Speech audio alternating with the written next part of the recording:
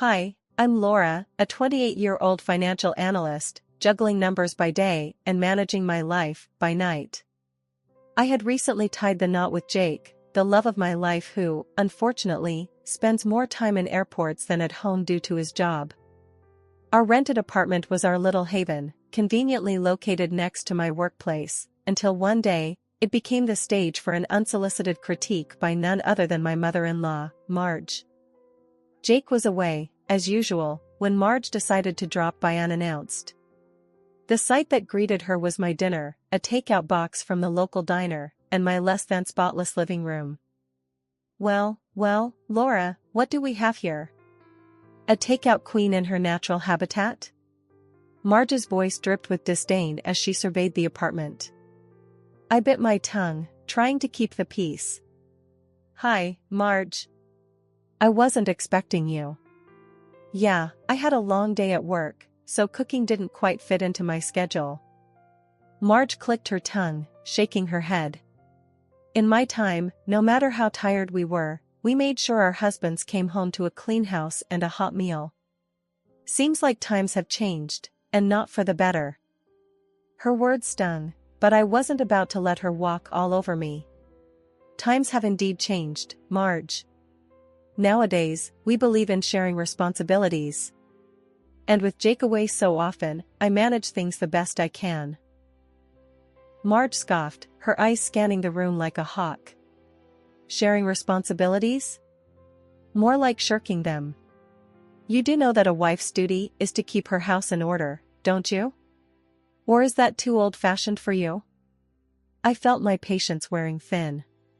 Marge, with all due respect, I work hard every day. My job is demanding, and I do my best to balance work and home. Maybe if Jake was around more, things would be different. Her eyes narrowed, and I could tell I hit a nerve. Excuses. Jake works hard to provide for you. The least you could do is make this place look a bit more habitable. The air was thick with tension. Just then, the door opened, and Jake walked in, weary from his travels, but happy to be home. That is until he saw his mother's face. Mom? Laura? What's going on here? Jake asked, sensing the Cold War in his living room. Marge wasted no time. Your wife here seems to think that takeout and clutter are acceptable. I was just trying to give her some friendly advice. Jake looked from Marge to me, the confusion clear in his eyes. He sighed heavily, a man caught between the two most important women in his life. Can we just not do this now? I just got home. The standoff was palpable, the apartment too small for the egos within it. Jake, torn and tired, could only watch as his mother and wife drew the battle lines. The tension in the apartment could be cut with a knife as Marge continued her relentless critique of my homemaking, or according to her, the lack thereof. With Jake back from his trip, I had hoped for some support, but instead, I found myself trapped in a vicious cycle of criticism and defense. Jake, look at this place. It's a mess. And your wife, she can't even cook a proper meal. Is this how you want to live? Marge spat out her words, each one like a slap to my face. I was seething, but I tried to keep my voice level. Marge, I work a full-time job. It's tough to keep everything perfect. I'm doing my best. Jake, weary and torn, ran his hand through his hair. Mom, please. Laura's working hard. It's not easy for her either.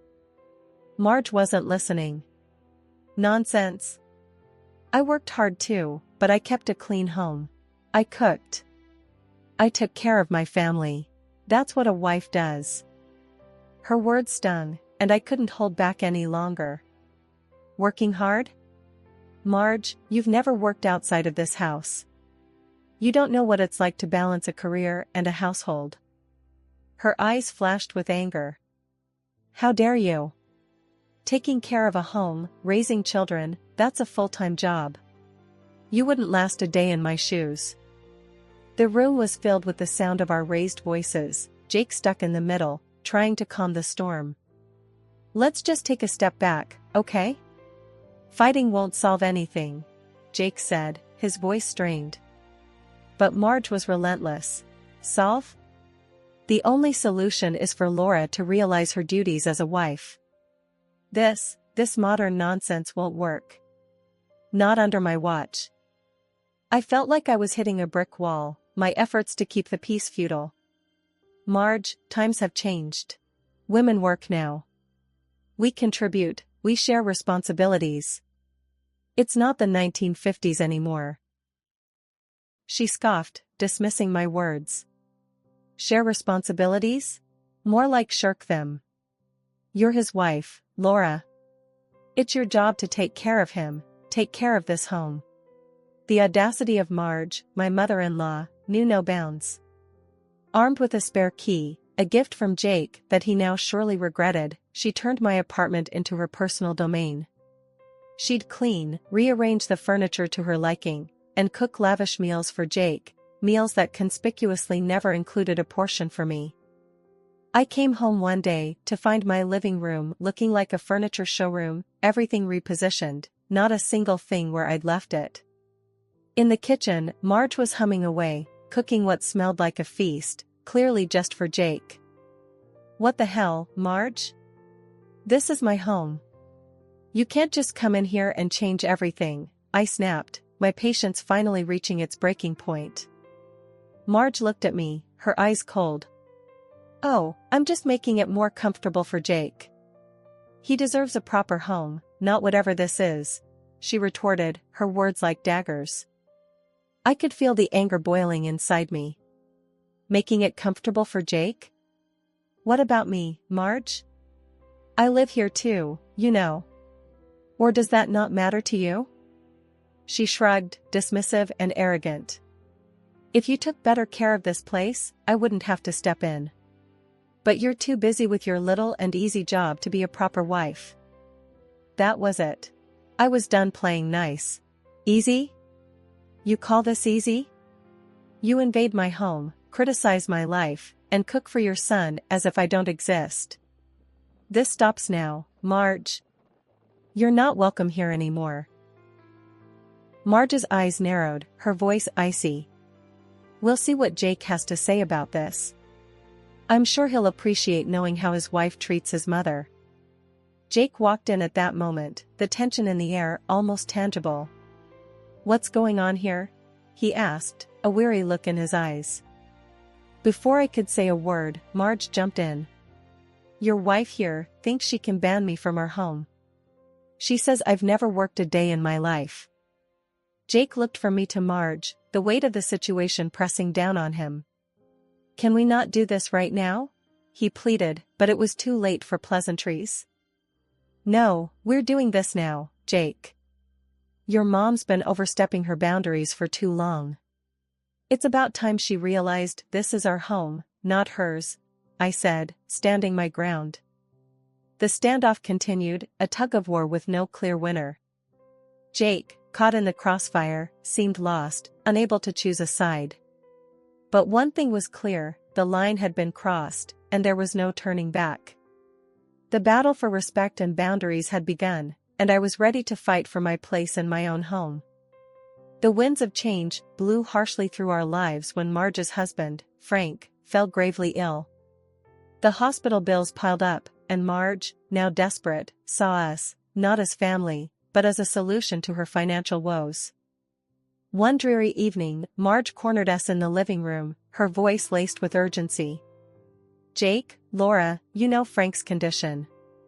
We're drowning in bills. It's time you moved in. Help your family out. Jake looked at me, his face a mix of concern and reluctance. Mom, is it really that bad? Laura and I have our own life, our own expenses. Marge's eyes were steely, her resolve unwavering. It's bad, Jake. And family sticks together.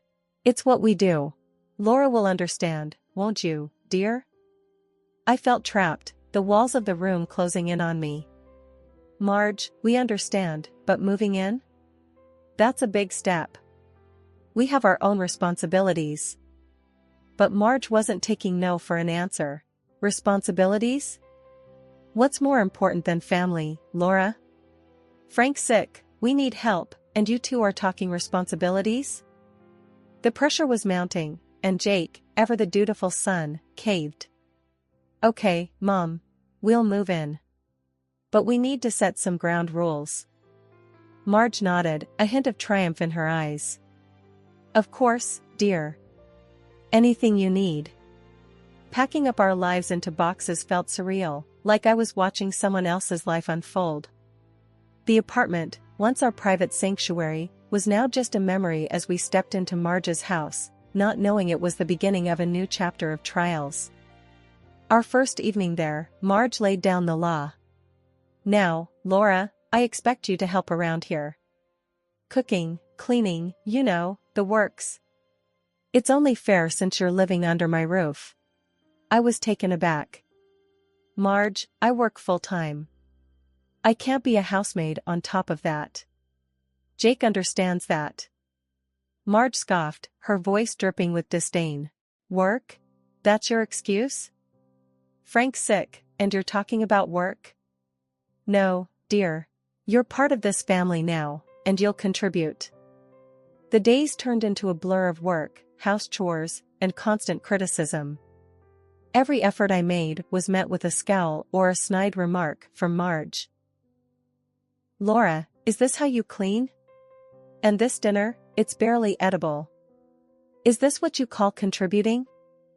I tried to defend myself, to hold on to the last shreds of my patience. Marge, I'm doing everything I can. I'm not a machine. I need some understanding, some space. But understanding and space were luxuries Marge wasn't willing to afford me. Space? This is my house, Laura. My rules. You better shape up, or you'll find yourself out on the street. Life in Marge's house turned from challenging to unbearable when Jake left for another business trip. The absence of my husband seemed to embolden Marge, her criticisms becoming more personal and cutting by the day. You know, Laura, you're really not cut out for this. Jake could do so much better. A man like him needs a real woman, not someone who can barely keep a house together, Marge taunted one evening as I tried, in vain, to bring some order to the living room. I felt a surge of anger, but managed to keep my voice steady. Marge, I'm doing everything I can.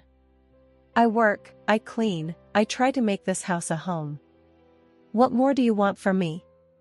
Her laugh was cold and mocking. What do I want?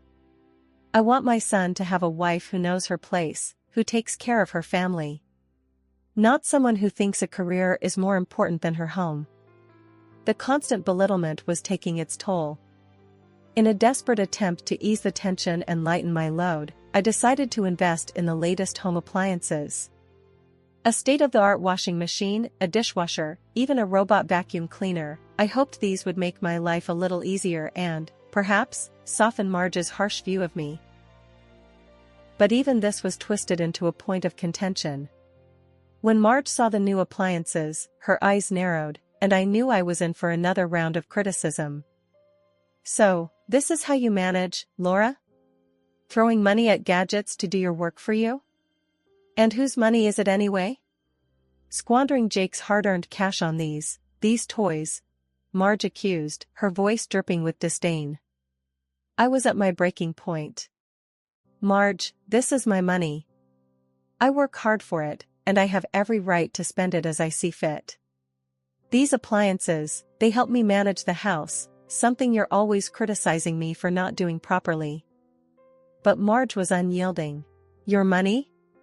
Please, Laura. We all know you're living off my son. You're just trying to make your life easier while he's out there, working himself to the bone for you. The return of my father-in-law, Frank, from the hospital marked the beginning of a new chapter, one I had hoped would bring some relief. But instead, it added fuel to the already raging fire. His health barred him from returning to work, but it didn't prevent him from joining Marge in her relentless criticism of me. One evening, as I was trying to catch a moment's peace, Frank's voice boomed through the living room.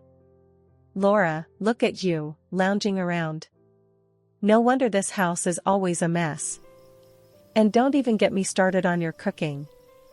I bit back the retort that sprang to my lips. Frank, I'm not lounging. I've just returned from work. And I do cook, whenever I can. Frank snorted, his disdain evident. Work? That's your excuse for everything, isn't it? A real woman knows her priorities. Keeping a home, taking care of her husband, that's what matters. Not some job. The sting of his words was sharp, but what came next cut even deeper. And another thing, a woman's worth is also measured by her ability to bear children. It's been long enough, Laura. Where are the grandchildren? The accusation hung heavy in the air, a cruel reminder of our struggles. Frank, that's a low blow. You know it's not that simple. We're trying. But Frank was relentless. Trying? Maybe you're not trying hard enough. Maybe you're too focused on your career to give my son the family he deserves. Marge, ever the ally in criticism, chimed in. He's right, Laura. You need to get your priorities straight. This family needs more than just a paycheck from you. Jake, caught in the middle of this familial storm, seemed torn.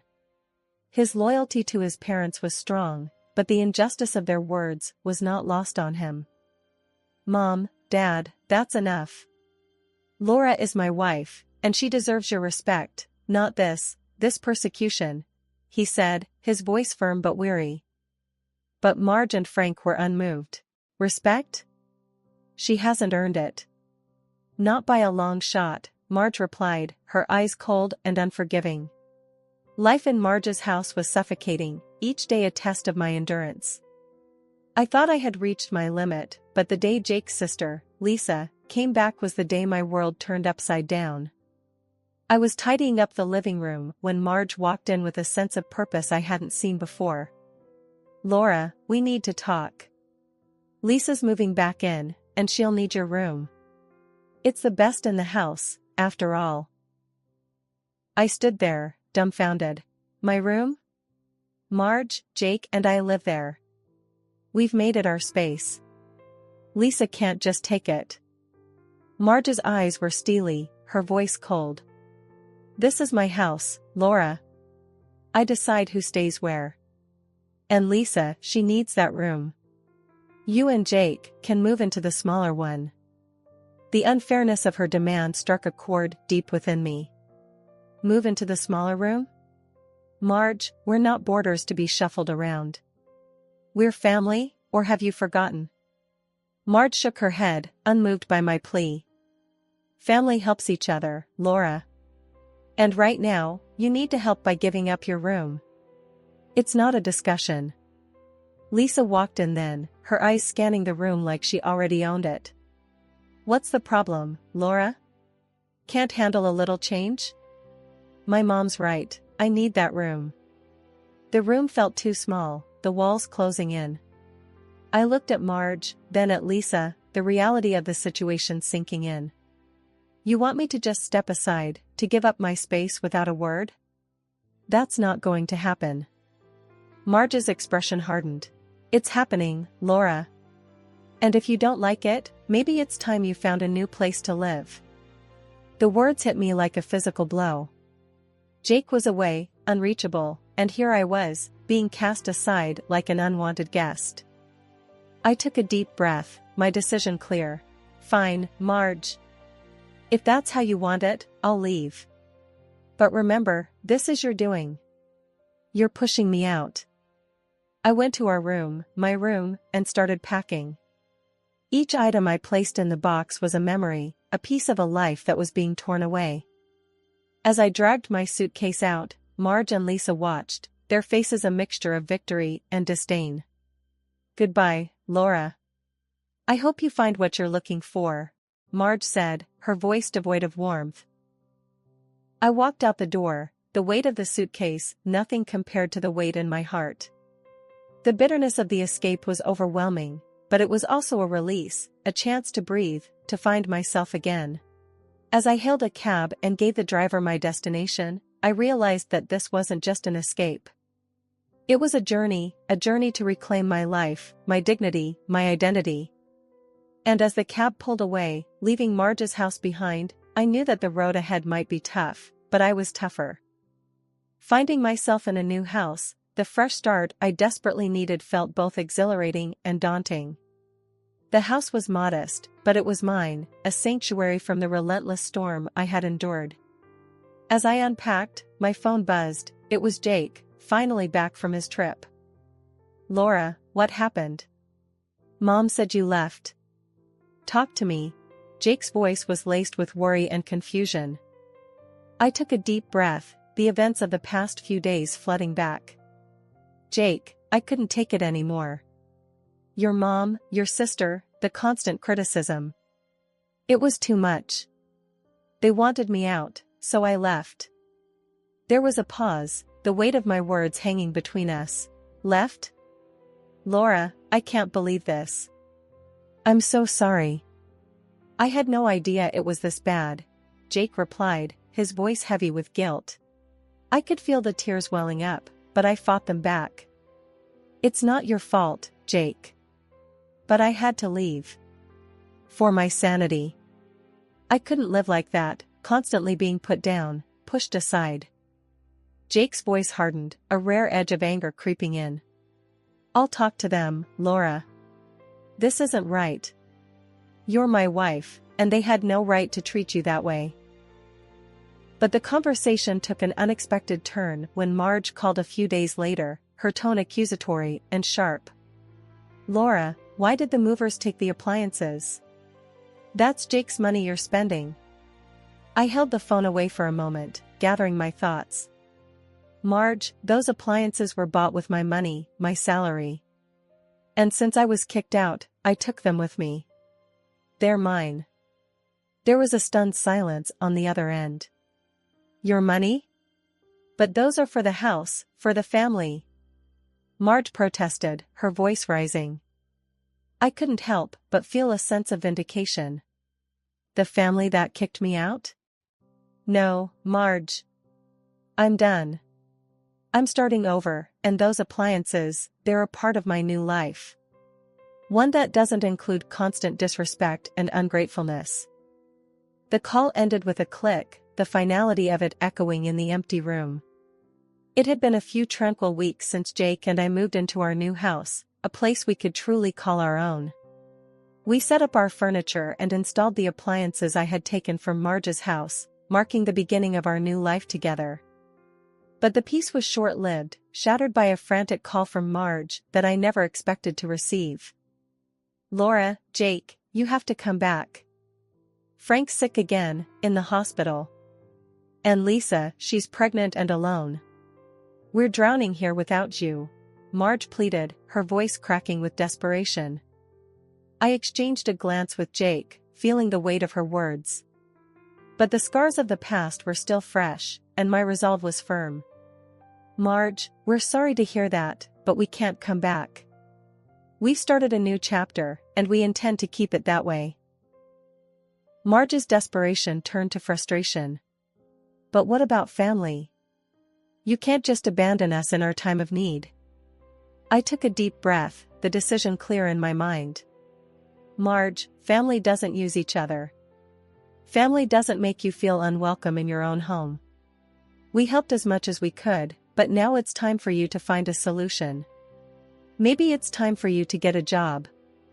The silence on the other end spoke volumes. Marge was clearly stunned by my response. "A job? At my age? With Frank sick and Lisa expecting? How can you be so heartless?"